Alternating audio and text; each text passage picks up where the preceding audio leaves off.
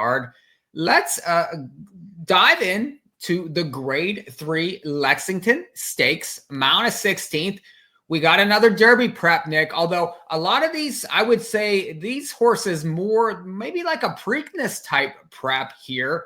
And it's the return of Bullard, comes back after being entered in a few spots this spring. Spike the Fever shows up now. You have this one 9-2 morning line, has to face horses like Prater, who you have the favorite here. I know a lot of ITM people are high on Bullard. Are you as high on this one? What say you here about the Lexington?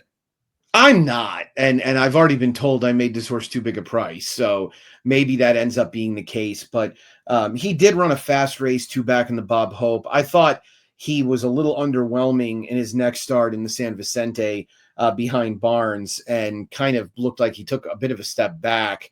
I also have no line on how this horse is going to route. Pedigree-wise, he should love it. But the way he ran in the Bob Hope really leads you down the road of one-run closing sprinter, right? He sat back, got a big pace, gobbled him up, and went on with it. Those moves don't translate to a route of ground. I think the public is going to hone in on Prater, mainly because of the connections, but the win last out. Yes, granted, Kinetic Control came back today and had kind of a rough trip when he was up the track and a one other then. I think there's an argument that race could have been faster. These dirt races at Gulfstream often live in isolation in terms of how many other dirt races there are on the card. I did want to give Hypnus one more shot. I know I liked him last out and he was bad, but these horses are nowhere near that caliber. And this is Keeneland, where Kenny McPeak is just far more proficient. So why not give him a try at what should be a decent price? The blinkers are going on. If that can get him a little bit more engaged early, I don't think it'll hurt his chances at all. And one of the problems with Bullard is that Rolando's coming out of this race, which means there's even less speed. And there is not a lot of pace in this race. This might be a situation where Flavien Prat is able to get this horse right to the top, that being Prater. And if that's the case, then good luck to everybody else. Because if I'm not mistaken, Rolando ran on Monday against Colloquial. So yeah, he'll be he won't be participating, and that's going to make things a lot easier for Prater. Yeah, I was going to ask you about those horses that raced on Monday, because Touchy raced in that race also. Do you think that Ward brings this one back in the spot, or do you think they look for something else? I don't think so. They were able to enter for this after that race had been moved. So I think they probably were just, taking as many options as possible. I think there was probably even a thought on some people's part that race may not even get run, given that they were in the midst of the weather situation. So I would assume that both Touchy and Rolando are coming out of here. That would be an un-Wesley-like move. He's done it, but just not with any regularity.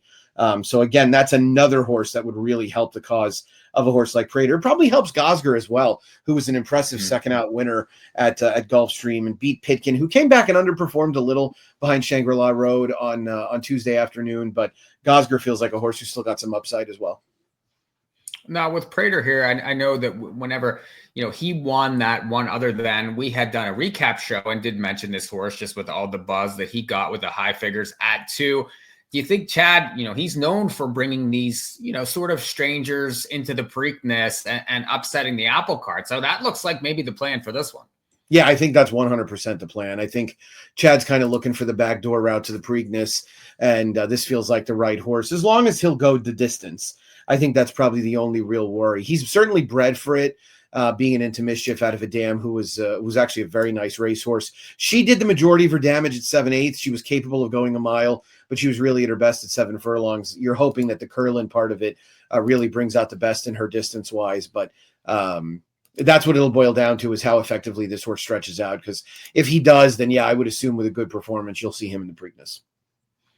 This and all the Derby preps you'll see on the In the Money YouTube channel are sponsored by Twin Spires Tournaments. And of course, they have plenty of tournaments for Keeneland this week. Big one on April 11th, $1,000 Keeneland KDBC. And they're offering the grade 1 gamble, easy for me to say, on April the 12th, $3,500. Huge contest at Twin Spires. So go to twinspires.com, check out the tournament page, and get in some of these contests on a daily basis. Nick, so who's your final thoughts for the Lexington?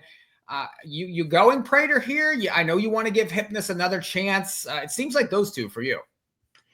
Yeah, I don't really see much beyond them. I mean, I'd use Gosger a little bit as a backup, but that's about all it boils down to.